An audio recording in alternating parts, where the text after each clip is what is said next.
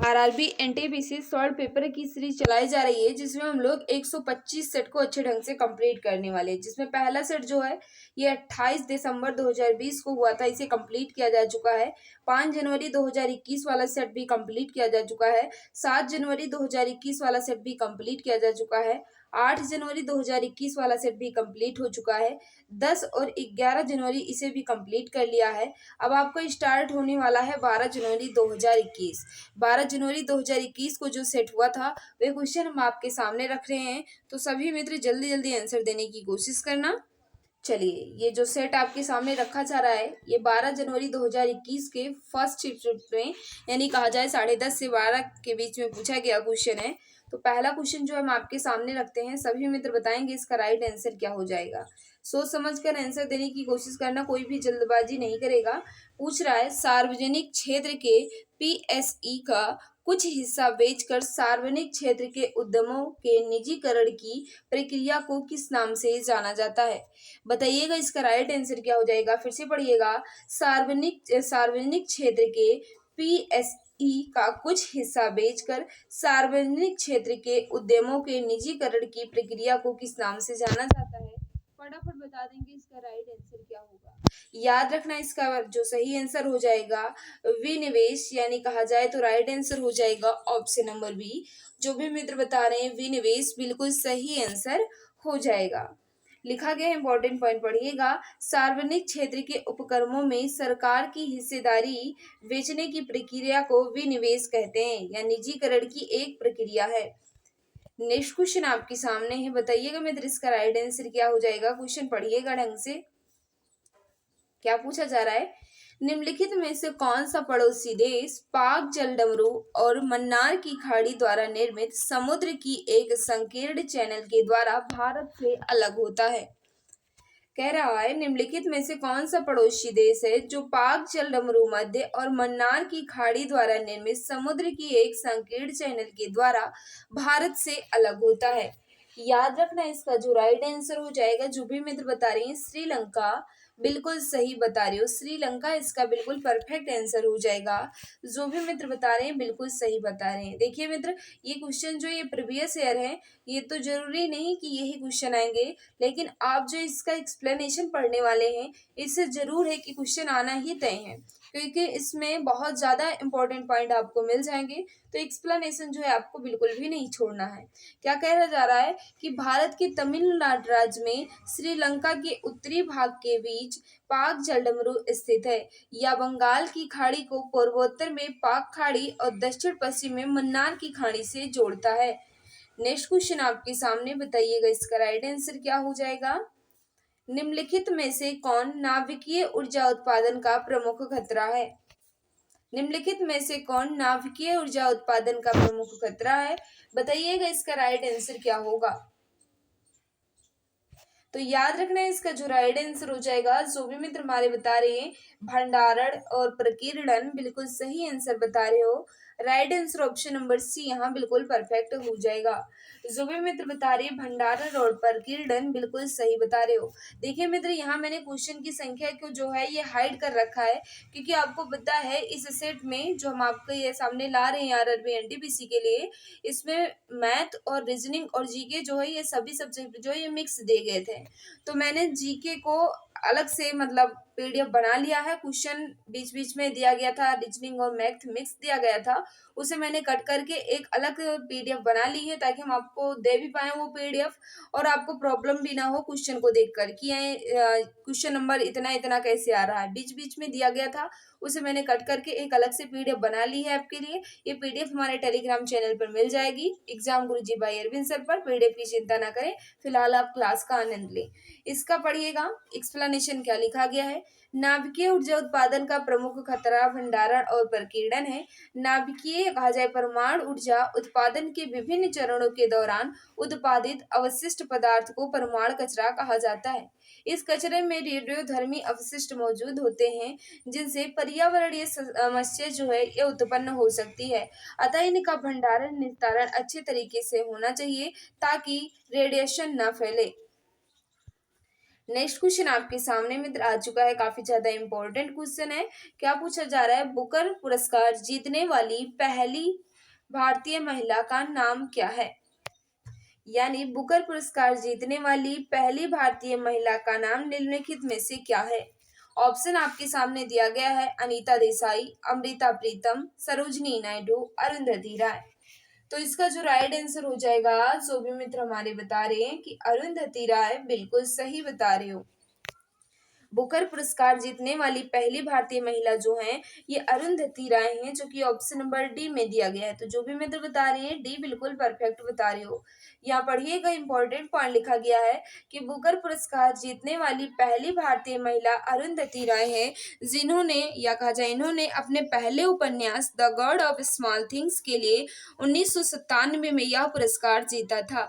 उल्लेखनीय है कि 2020 का बुकर पुरस्कार डागल स्टर्ट यानी स्टॉकलैंड को इनके उपन्यास सग्गी वैन के लिए दिया गया, जो 2020 में गया था। ये डगलस को दिया गया था। फिलहाल जो पहला बुकर पुरस्कार जिसे भारतीय महिला को मिला वो 1997 में मिला था। किसको? अरुंधति राय को, इनकी रचना the God of Small Things के लिए। नेक्स्ट क्वेश्चन आपके सामने, इसका राइट आंसर बताइएगा। सर विलियम जोन्स ने, फिर खाली स्थान दिया गया है, एशियाटिक सोसाइटी की स्थापना की थी। सर विलियम जोन्स ने एशियाटिक सोसाइटी की स्थापना जो है ये कब की थी, यह आपको बताना है। याद रखना मित्र, इसका जो राइट आंसर हो जाएगा 1784 में। 1784 में सर विलियम जोन्स ने एशियाटिक सोसाइटी की जो है ये स्थापना की थी। Right answer option number D यहाँ बिल्कुल परफेक्ट आंसर हो जाएगा। जो भी मित्र हमारे बता रहे हैं बिल्कुल सही बता रहे हो। पढ़िएगा, इंपॉर्टेंट पॉइंट लिखा गया है। सर विलियम जोन्स ने 1784 में एशियाटिक सोसाइटी की स्थापना की। एशिया महाद्वीप ज्ञान व अनुसंधान का एक सबसे पुराना केंद्र है, जिसकी स्थापना कोलकाता स्थित पोर्ट विलियम में हुई थी। नेक्स्ट क्वेश्चन है, इसका राइट आंसर बताइएगा। क्या पूछा जा रहा है? निम्नलिखित में से किस में जेनेटिक इंजीनियरिंग शामिल है? निम्नलिखित में से किस में जेनेटिक इंजीनियरिंग शामिल है? बताइएगा, इसका राइट आंसर क्या होगा। तो याद रखना है, इसका जो राइट आंसर होगा जीन क्रांति में जेनेटिक इंजीनियरिंग सम्मिलित है। यानी कहा जाए तो राइट आंसर हो जाएगा ऑप्शन नंबर डी, जीन क्रांति बिल्कुल परफेक्ट आंसर हो जाएगा। इंपॉर्टेंट पॉइंट पढ़िएगा, किसी जीव के जीनोम में हस्तक्षेप पर उसे परिवर्तित करने की क्रिया को जेनेटिक इंजीनियरिंग कहा जाता है। वर्तमान में यह तकनीक का प्रयोग कृषि, पशु प्रजनन, संचार प्रणाली आदि में किया जाता है। कृषि में इस तकनीकी का प्रयोग करके हाइब्रिड फसल वाले पौधों का विकास किया जा रहा है। वहीं पशु प्रजनन द्वारा दुग्ध उत्पादन को बढ़ावा भी मिल रहा है। नेक्स्ट क्वेश्चन आपके सामने है, बताइएगा इसका राइट आंसर क्या हो जाएगा। इसे छोटा करना पड़ेगा, पहले पढ़ लीजिएगा, उसके बाद हम ऑप्शन आपके सामने रख दें, क्योंकि पूरा ऑप्शन जो है आपके सामने नहीं आ पाएगा। पूछा जा रहा है निम्नलिखित में से कौन सा विकल्प जो है ये ऑपरेटिंग सिस्टम को प्रभावित करता है। ऑपरेटिंग सिस्टम को कौन सा प्रभावित करता है यह आपको बताना है। ऑप्शन हम आपके सामने रख रहे हैं, फिर भी दो ही ऑप्शन आएगा। चलिए, पहला ऑप्शन तो मुझे लग रहा है नहीं है, इन तीनों में बता दीजिए कि कौन सा हो जाएगा। यानी दूसरा, तीसरा और चौथे में बताइए कि ऑपरेटिंग सिस्टम का परिभाषा जो है या कहा जाए डिफिनेशन जो है ये किस विकल्प में दिया गया है। ऑपरेटिंग सिस्टम का डिफिनेशन जो है ये किस विकल्प में दिया गया है, बी सी डी में ही आप बता दीजिए। याद रखना, इसका जो राइट आंसर हो जाएगा, जो भी मित्र बता रहे हैं सी ऑप्शन बिल्कुल सही बता रहे हैं। यह उन प्रोग्राम्स का एक सेट है जो कंप्यूटर की काम करने के तरीकों को नियंत्रित करता है और अन्य प्रोग्राम्स को चलाता है। ऑपरेटिंग सिस्टम जो है ये क्या है, ये उन प्रोग्रामों का एक सेट है जो कंप्यूटर में काम करने के तरीकों को नियंत्रित करता है और अन्य प्रोग्रामों को चलाता है। यही ऑपरेटिंग सिस्टम की परिभाषा हो जाएगी। यानी बात करें तो सी यहाँ बिल्कुल परफेक्ट हो जाएगा। पढ़िएगा, इंपॉर्टेंट पॉइंट क्या लिखा गया है। ऑपरेटिंग सिस्टम यानी ओएस एक ऐसा कंप्यूटर प्रोग्राम है जो अन्य कंप्यूटर प्रोग्रामों को संचालन करता है, कहा जाए उसका संचालन करता है। ऑपरेटिंग सिस्टम उपभोक्ता तथा कंप्यूटर सिस्टम के बीच मध्यस्थ की भूमिका भी निभाता है। ऑपरेटिंग सिस्टम के द्वारा अन्य सॉफ्टवेयर प्रोग्राम हार्डवेयर का संचालन भी किया जाता है। नेक्स्ट क्वेश्चन है आपके सामने, इसका राइट आंसर बताइएगा। कुछ इंपॉर्टेंट पॉइंट भी लिखा गया, उसे हम भी पढ़ेंगे। क्या कह रहा है, निम्नलिखित में से कौन सा स्मारक किंग जॉर्ज परचम एवं क्वीन मैरी का भारत में स्वागत करने के लिए बनवाया गया था, जो गुजरात शैली से प्रभावित है। यानी आपसे पूछ रहा है, कहा जाए भारत का ऐसा कौन सा मंदिर या कहा जाए चर्च है जो किंग जॉर्ज पंचम और मैरी कॉम के स्वागत के लिए बनवाया गया था, यह आपको बताना है। याद रखना इसका जो राइट आंसर हो जाएगा gateway of India. Gateway of India जो है ये जॉर्ज किंग पंचम के और क्वीन कहा जाए मेरी कॉम जो क्वीन आई थी उनके स्वागत के लिए बनवाया गया था, जो कि गुजराती शैली में है। राइट आंसर हो जाएगा option number B gateway of India, बिल्कुल परफेक्ट आंसर हो जाएगा। जो भी मित्र बता रहे हैं वी ऑप्शन बिल्कुल सही होगा। पढ़िएगा important point, gateway of India को ब्रिटिश सम्राट किंग जॉर्ज पंचम और क्वीन मैरी का भारत में स्वागत करने के लिए बनवाया गया था, जो गुजराती शैली से प्रभावित है। गेटवे ऑफ इंडिया जो ये कहाँ है, मुंबई में स्थित है, यह आपको याद रखना है। गेटवे ऑफ इंडिया जो ये कहाँ है, ये मुंबई में स्थित है। नेक्स्ट क्वेश्चन है, शर्करा को अल्कोहल में परिवर्तित करने की प्रक्रिया निम्नलिखित में से क्या कहलाती है। शर्करा को अल्कोहल में परिवर्तित या कहा जाए बदलने की क्रिया को हम क्या कहते हैं, यह आपको बताना है। याद रखना इसका जो राइट आंसर हो जाएगा किण्वन। जो भी मित्र बता रहे हैं किण्वन बिल्कुल परफेक्ट आंसर हो जाएगा। बात करें तो ऑप्शन नंबर बी यहाँ बिल्कुल सही होगा। इंपॉर्टेंट पॉइंट पढ़िएगा, शर्करा को अल्कोहल में परिवर्तित करने की प्रक्रिया को किण्वन कहते हैं। यह प्रक्रिया कवक या कहा जाए ईस्ट शर्करा को अल्कोहल में परिवर्तित कर देती है।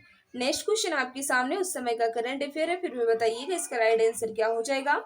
2019 के 9 वर्ष दिवस के अवसर पर किस संगठन ने अपने आउटरीच कार्यक्रम के हिस्से के तौर पर संवाद विद स्टूडेंट की शुरुआत की थी।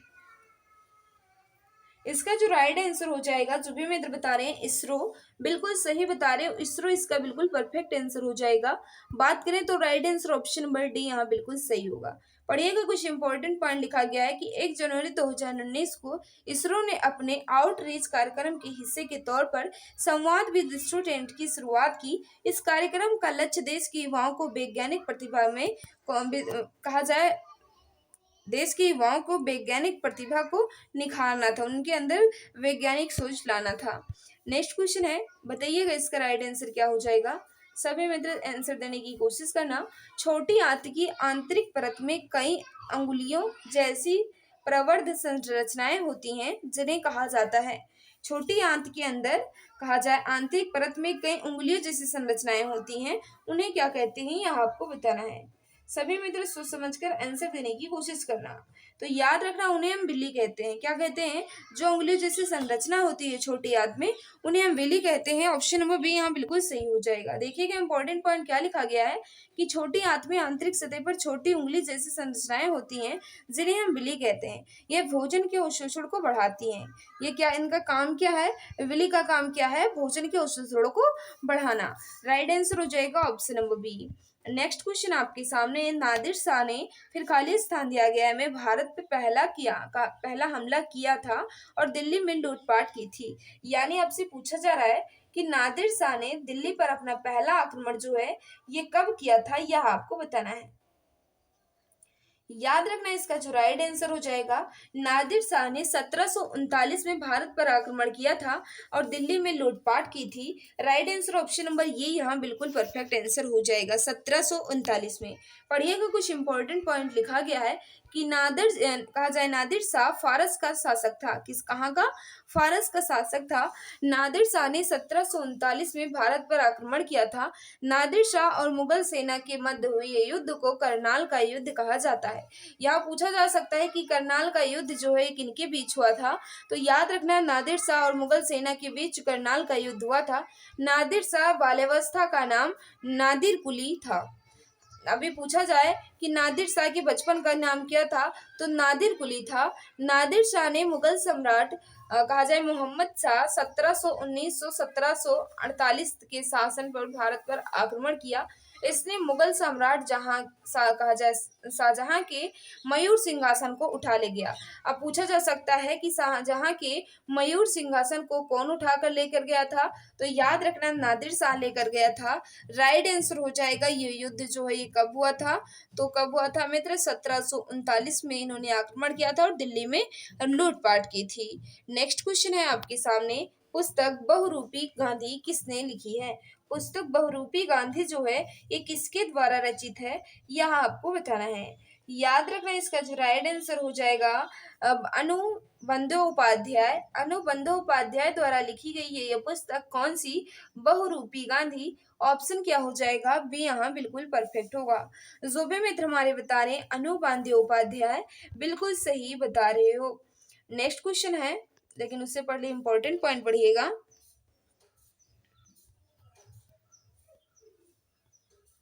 बहुरूपी गांधी नामक पुस्तक के लेखक बंदोपाध्याय हैं। यह किताब बांग्ला भाषा में लिखी गई थी, जिसका बाद में शोभा भागवत ने हिंदी में अनुवाद किया।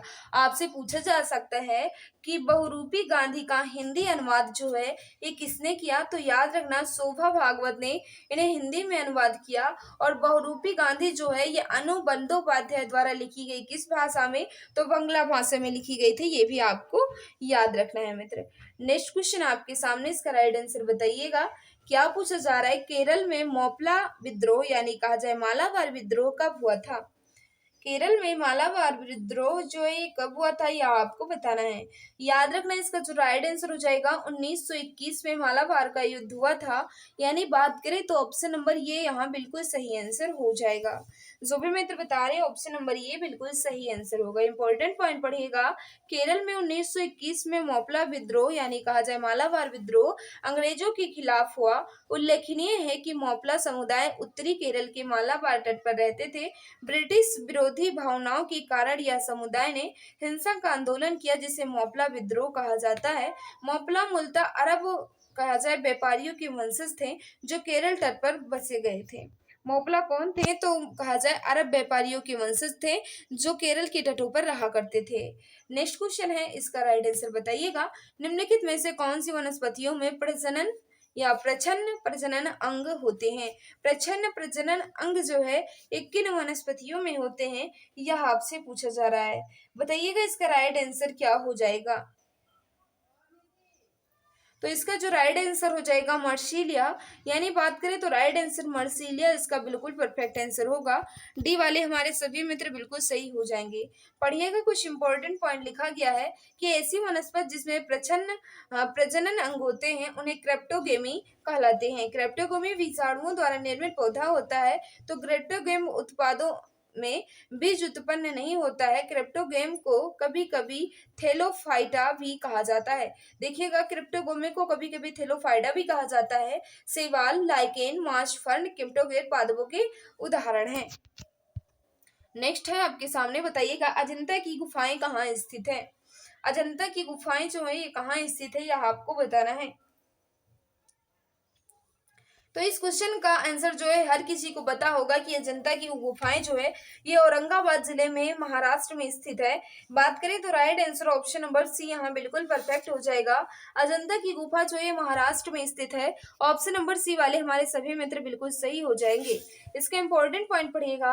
अजंता की गुफाएं महाराष्ट्र के औरंगाबाद जिले में स्थित है। इन गुफाओं को 1983 में यूनेस्को की विश्व धरोहर स्थल में सूची में शामिल कर लिया गया था।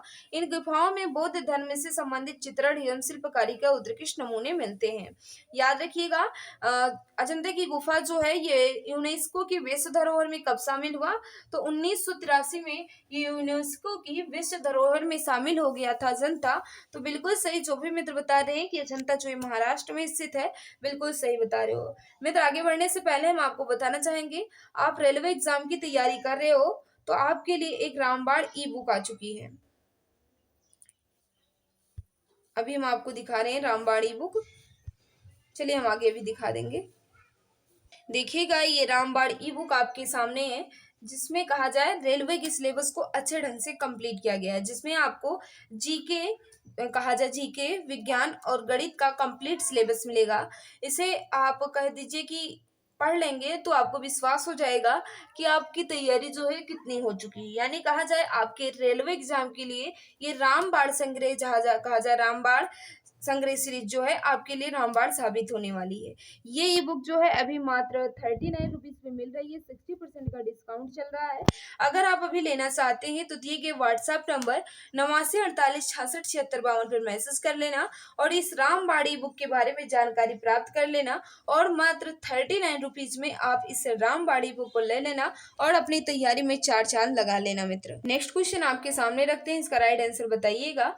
क्या पूछा जा रहा है, सभी मित्र जल्दी जल्दी आंसर देने की कोशिश करेंगे। भारतीय निर्वाचन आयोग के अनुसार राजनीतिक दल चुनाव वर्ष किस अवधि में अपना घोषणा पत्र जारी नहीं कर सकते।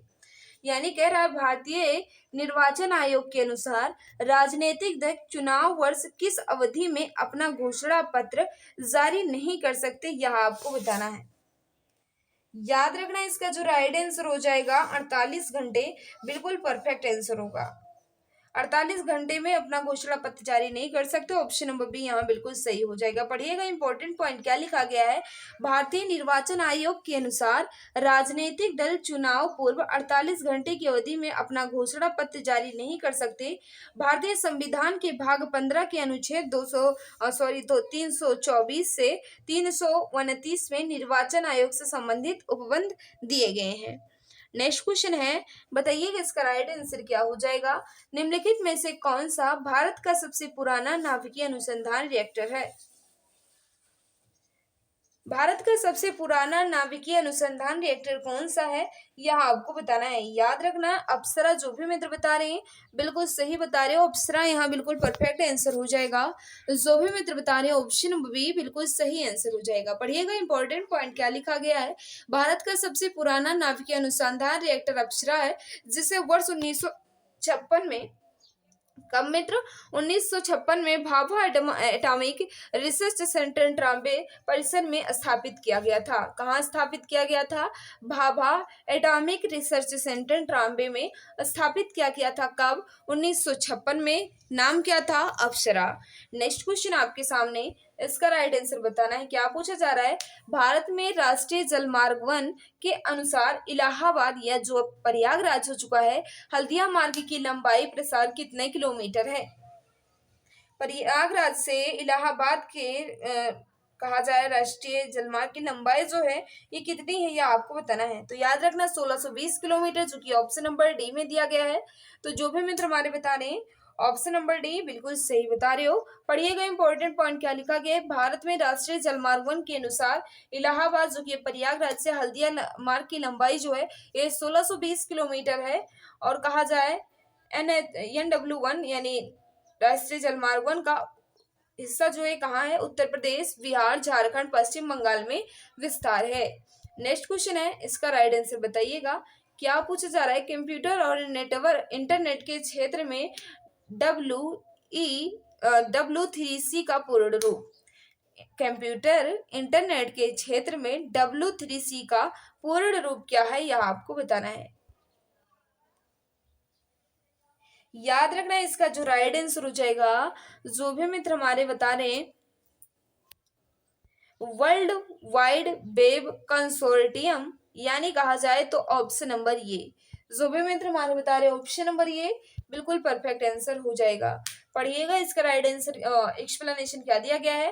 कंप्यूटर और इंटरनेट के क्षेत्र में W3C का पूर्ण रूप वर्ल्ड वाइड वेब कंसोर्टियम है, या वर्ल्ड वाइड वेब यानी WW की आंतरिक कहा जाए अंतरराष्ट्रीय मानक संस्था है। WW की स्थापना जो है ये टिम बर्नर्स-ली ने की थी। WW की स्थापना जो है ये किसने की थी, टिम बर्नर्स-ली ने की थी, यह आपको याद रखना है। नेक्स्ट क्वेश्चन आपके सामने आ चुका है। निम्नलिखित में से कौन सा शब्द पशु व्यवहार के जैविक अध्ययन कहा जाए का सबसे अच्छा वर्णन करता है। पशु व्यवहार के जैविक अध्ययन का वर्णन जो है कहा जाए सबसे अच्छा जो है किसमें मिलता है, यह आपको बताना है।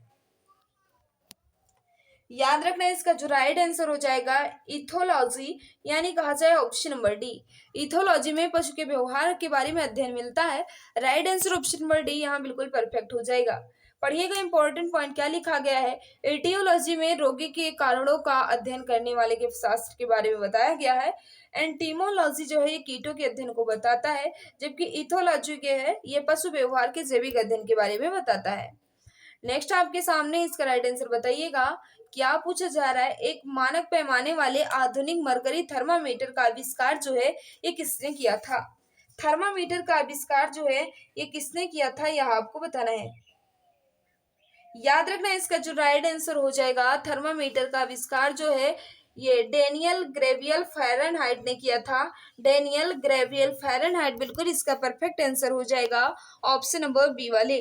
पढ़िएगा इंपॉर्टेंट पॉइंट क्या लिखा गया। थर्मामीटर के आविष्कार पर अनेक वैज्ञानिकों ने कार्य किया, जैसे grand Duke of Tuscany Ferdinand द्वितीय ने शीशे का एक थर्मामीटर बनाया, किंतु ये सही तापमान बताने में असफल रहा। पारे से भरा थर्मामीटर सबसे पहले ग्रेवियल फ़ारेनहाइट ने बनाया था। नेक्स्ट क्वेश्चन है, बताइएगा इसका राइट आंसर क्या हो जाएगा। भारत सरकार द्वारा जल क्रांति अभियान किस वित्तीय वर्ष के दौरान शुरू किया गया। सुनिएगा, भारत सरकार द्वारा जल क्रांति का अभियान जो है ये किस वित्तीय वर्ष के दौरान शुरू किया गया था, यह आपको बताना है।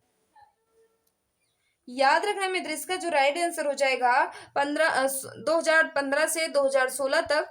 कहा जाए ऑप्शन नंबर बी यहाँ बिल्कुल परफेक्ट आंसर हो जाएगा।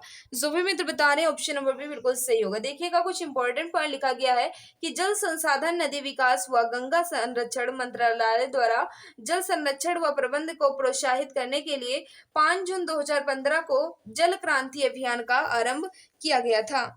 नेक्स्ट क्वेश्चन है,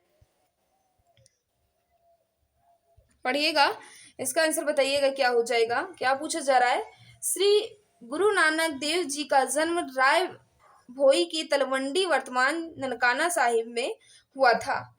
यानी सबसे आपसे बात पूछ रहा है कि गुरु नानक का जन्म जो है ये कब हुआ था। गुरु नानक का जन्म जो है ये कब हुआ था, तो 1469 में हुआ था। ये तो सभी को पता होगा कि गुरु नानक का जन्म जो है ये 1469 में हुआ था तलवंडी में, जो कि अब वर्तमान में कहा जाता है ननकाना साहिब, यहाँ हुआ था। कुछ इंपॉर्टेंट पॉइंट इनके बारे में लिखा गया है, पढ़िएगा। श्री गुरु नानक देव जी का जन्म रावी नदी के किनारे स्थित तलवंडी नामक गांव में 1469 में हुआ था। तलवंडी का नाम कालांतर में बदलकर ननकाना पड़ गया है। इन्होंने करतारपुर पाकिस्तान नामक एक नगर बसाया था। पाकिस्तान में करतारपुर नामक एक नगर बसाया था। इनकी मृत्यु जो है 1539 में हो गई थी, यह भी आपको याद रखना है।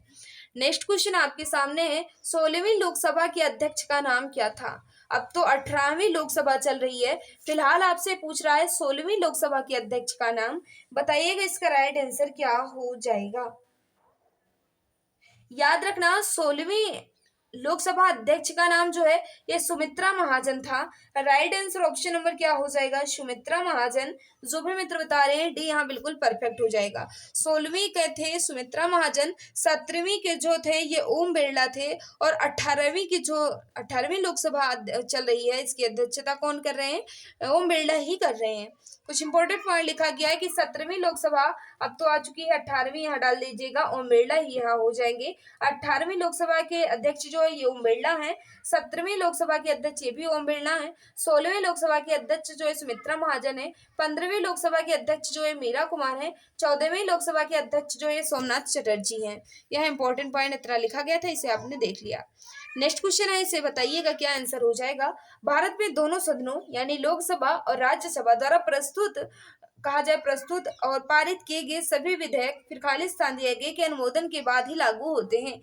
यानी जब कोई कहा जाए कोई विधेयक पारित होता है, लोकसभा और राज्यसभा में प्रस्तुत किया जाता है, तो किसके अनुमोदन के बिना लागू नहीं हो सकता। कौन उसको अनुमोदित करते हैं या कौन उसको कहा जाए प्रमाणित करते हैं, तभी वो कानून बनता है। बताइएगा इसका राइट आंसर क्या होगा। तो याद रखना राष्ट्रपति इसका बिल्कुल परफेक्ट आंसर हो जाएगा। जो भी मित्र हमारे बता रहे हैं राष्ट्रपति बिल्कुल सही आंसर बता रहे हो, जो भी मित्र बता रहे हैं राष्ट्रपति बिल्कुल सही आंसर होगा। कुछ इंपॉर्टेंट पॉइंट है, इसे पढ़िएगा क्या लिखा गया है। भारत में दोनों सदनों यानी लोकसभा और राज्यसभा द्वारा प्रस्तुत और पारित किए गए सभी विधेयक राष्ट्रपति द्वारा अनुमोदन के बाद ही लागू किए जाते हैं। अर्थात कोई भी विधेयक विधि का रूप तब तक ग्रहण नहीं कर सकता जब तक उसे राष्ट्रपति की स्वीकृति न मिल जाए। नेक्स्ट क्वेश्चन है, इसे भी बताइएगा क्या आंसर हो जाएगा। पहले खालिस्तान दियागे में स्थित चैलेंजर द्वीप के पृथ्वी का ज्ञात सबसे गहरा बिंदु माना जाता है। बताइएगा मित्र इसका राइट आंसर क्या होगा। याद रखना इसका जो बिल्कुल सही होगा। मारियाना गर्त जो है या मेरियाना की खाड़ी में स्थित चैलेंजर द्वीप जो है ये पृथ्वी पर ज्ञात सबसे गहरा बिंदु है। मेरियाना गर्त में एक चैलेंजर द्वीप है जो पृथ्वी पर यह ज्ञात है कि सबसे गहरा बिंदु है। नेक्स्ट क्वेश्चन है, उससे पहले पढ़िएगा, कुछ इंपॉर्टेंट पॉइंट लिखा गया है कि मारियाना खाड़ी में स्थित चैलेंजर द्वीप को पृथ्वी पर ज्ञात सबसे गहरा बिंदु माना जाता है। चैलेंजर द्वीप जो है ये मेरियाना खाड़ी के दक्षिणी छोर के कहा जाए पश्चिमी प्रशांत महासागर में स्थित है। यह लगभग 36,200 फीट गहरा है। कितना है मित्र? 36,200 फीट गहरा है चैलेंजर द्वीप, जो कि मेरियाना गर्त या कहा जाए मेरियाना खाड़ी प्रशांत महासागर में स्थित है। नेक्स्ट क्वेश्चन आपके सामने है, बताइएगा इसका राइट आंसर क्या हो जाएगा। एमआरटीपी अधिनियम 1969 में निम्नलिखित में से किसे एमआरटीपी का पूर्ण रूप सही रूप क्या है? आपको यानी पूछ रहा है कि एमआरटीपी का पूर्ण रूप क्या हो जाएगा। बताइएगा इसका राइट आंसर क्या होगा।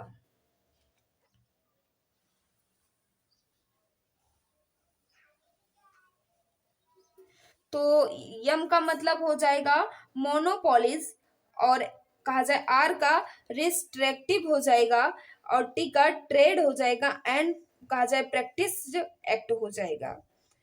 नेक्स्ट क्वेश्चन है, वही बातें फिर लिखी गई हैं यहाँ। नेक्स्ट क्वेश्चन आपके सामने, इसका राइट आंसर बताइएगा। 2019 में निम्नलिखित में से किस रोग के लिए यूएस एफडीए ने पहली वैक्सीन डेक्सवैक्सिया को मंजूरी दी? इसका जो राइट आंसर हो जाएगा डेंगू, बिल्कुल परफेक्ट आंसर होगा। जो भी मित्र बता रहे हैं डेंगू बिल्कुल सही आंसर हो जाएगा। पढ़िएगा इंपॉर्टेंट पॉइंट, वर्ष 2019 में यूएस एफडीए ने अपने पहली वैक्सीन को मंजूरी दी। यह वैक्सीन का नाम डेक्सवैक्सिया था। यह डेंगू बीमारी के लिए संबंधित इलाज है। नेक्स्ट क्वेश्चन है, इसका आंसर बताइएगा। भारतीय संविधान के अनुसार पंचायत सदस्य होने के लिए आवश्यक आयु कितनी है? यानी भारतीय संविधान के अनुसार पंचायती सदस्य होने के लिए आवश्यक आयु जो है ये कितनी है? फटाफट बताइएगा। तो 21 साल बिल्कुल परफेक्ट हो जाएगा। जो भी मित्र बता रहे हैं 21 ईयर बिल्कुल सही आंसर होगा।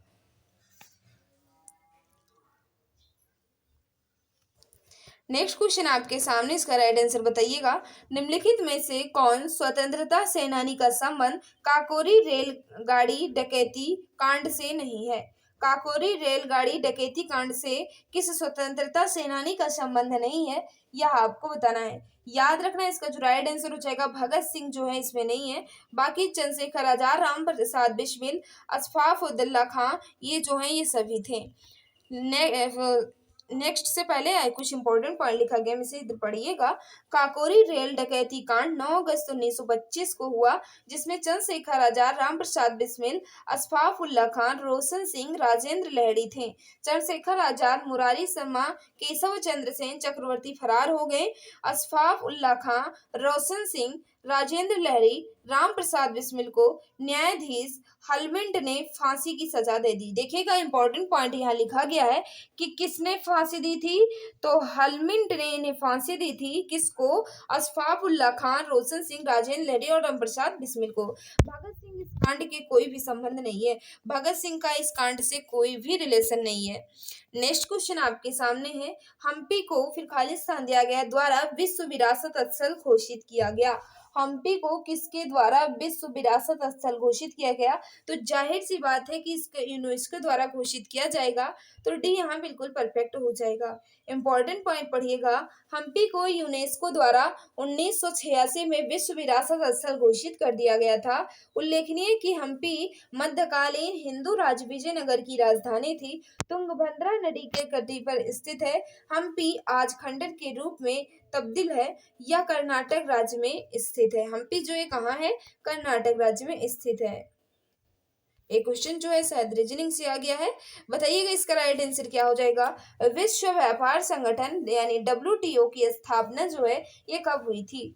विश्व व्यापार संगठन की स्थापना जो है ये कब हुई थी, यह आपको बताना है।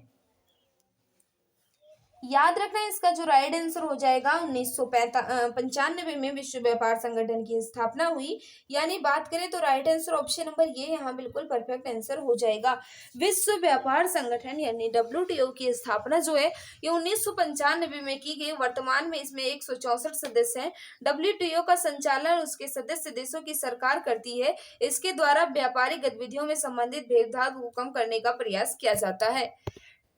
नेक्स्ट क्वेश्चन आपके सामने है, बताइएगा इसका राइट आंसर क्या हो जाएगा। निम्नलिखित में से किसे 2019 में विदेशियों को प्रदान किए जाने वाले मेक्सिको के सर्वोच्च नागरिक सम्मान से सम्मानित किया गया। मेक्सिको के सर्वोच्च नागरिक पुरस्कार से किसे सम्मानित किया गया था, ये आपको बताना है। याद रखना इसका जो राइट आंसर हो जाएगा प्रतिभा देवी सिंह पाटिल। बिल्कुल सही आंसर होगा प्रतिभा देवी सिंह पाटिल, ये ऑप्शन यहाँ बिल्कुल सही आंसर हो जाएगा। पढ़िएगा, भारत की पूर्व राष्ट्रपति श्रीमती कहा जाए प्रतिभा देवी सिंह पाटिल को मेक्सिको ने वर्ष 2019 में विदेशियों को प्रदान किए जाने वाले मेक्सिको के सर्वोच्च नागरिक पुरस्कार से सम्मानित किया। नेक्स्ट क्वेश्चन है, इसका भी आंसर बताना है आपको। निम्नलिखित में से किस राज्य में प्रसिद्ध सूर्य मंदिर स्थित है। सूर्य मंदिर जो है कहाँ स्थित है, यह आपको बताना है। याद रखना सूर्य मंदिर जो है ये उड़ीसा राज्य में स्थित है, तो डी यहाँ बिल्कुल परफेक्ट आंसर होगा। जो भी मित्र बता रहे हैं कि सूर्य मंदिर जो है ये उड़ीसा में स्थित है, बिल्कुल सही बता रहे हो। पढ़िएगा इंपॉर्टेंट पॉइंट क्या लिखा गया है, उड़ीसा के पुरी जिले में स्थित सूर्य मंदिर स्थित है। यानी उड़ीसा जो कहा जाए उड़ीसा के पुरी जिले में ये सूर्य मंदिर जो है ये स्थित है। यह मंदिर कोणार्क नगर में है। यह मंदिर का निर्माण जो है ये 13वीं शताब्दी में उड़ीसा के राजा नरसिंह देव प्रथम ने करवाया था। देखिएगा इंपॉर्टेंट पॉइंट मिल जाता है कि कहा जाए सूर्य मंदिर का निर्माण जो है किसने करवाया था, तो 13वीं शताब्दी में उड़ीसा के राजा नरसिंह देव प्रथम ने करवाया था। नेक्स्ट क्वेश्चन आपके सामने, इसका राइट आंसर बताइएगा क्या पूछा जा रहा है। नेशनल इंफॉर्मेटिक्स सेंटर यानी NIC स्थापित किया गया, कब स्थापित किया गया यह आपको बताना है। NIC की स्थापना जो है कब हुई, तो याद रखना 1976 में हुई थी। बात करें ऑप्शन नंबर ये यहाँ बिल्कुल सही होगा। जो भी भाई बहन जो भी मित्र हमारे बता रहे ऑप्शन नंबर ये बिल्कुल सही हो जाएगा। क्या कह रहा है, नेशनल इंफॉर्मेटिक्स सेंटर यानी NIC की स्थापना जो है ये 1976 में की गई थी। इसका मुख्यालय जो है ये न्यू दिल्ली में है। यानी कहाँ है इसका मुख्यालय, हेडक्वार्टर नई दिल्ली, बिल्कुल परफेक्ट आंसर हो जाएगा। नेक्स्ट क्वेश्चन आपके सामने है, सरिस्का राष्ट्रीय उद्यान स्थित है। सरिस्का राष्ट्रीय उद्यान जो है कहाँ स्थित है, यह आपको बताना है। याद रखना सरिस्का राष्ट्रीय उद्यान जो है ये राजस्थान में स्थित है। राइट आंसर ऑप्शन नंबर ये यहाँ बिल्कुल परफेक्ट होगा। जो भी मित्र बता रहे हैं सरिस्का राष्ट्रीय उद्यान जो है ये राजस्थान में है, बिल्कुल सही है। इंपॉर्टेंट पॉइंट पढ़िएगा कि सरिस्का राष्ट्रीय उद्यान राजस्थान के अलवर जिले में स्थित है। किस जिले में, अलवर जिले में स्थित है। यह भारत का 11वां बाघ अभ्यारण्य है। कौन सा है, किस नंबर का, 11वां बाघ अभ्यारण्य है। यह दुनिया का प्रथम ऐसा राष्ट्रीय उद्यान है जहां पर सफलतापूर्वक बाघों का स्थानांतरित किया गया। ये दुनिया का पहला राष्ट्रीय उद्यान है जहां सफलतापूर्वक जो है ये बाघों का हस्तांतरित जो है ये किया गया। तो मित्र यहाँ इस सेट में दिया गया था जितने क्वेश्चन, यानी जो आपको 12 तारीख को आपका एग्जाम हुआ था 12 जनवरी 2021 को, इसे मैंने कंप्लीट कर लिया। अब आपका नेक्स्ट आएगा। देखिए मित्र इसमें मैंने कौन कौन सा कंप्लीट कर लिया है, 28 वाला, 5 वाला, 7 वाला, 8 वाला, 10 वाला और 12 वाला भी कंप्लीट हो चुका है। अब आपका फेज 2 स्टार्ट होगा जो कि 16 जनवरी 2021 का पेपर है, यही आपका स्टार्ट होने वाला है। ये सीरीज आपकी चलेगी 16 जनवरी 2021 की। अब आपकी सीरीज जो है ये स्टार्ट होगी।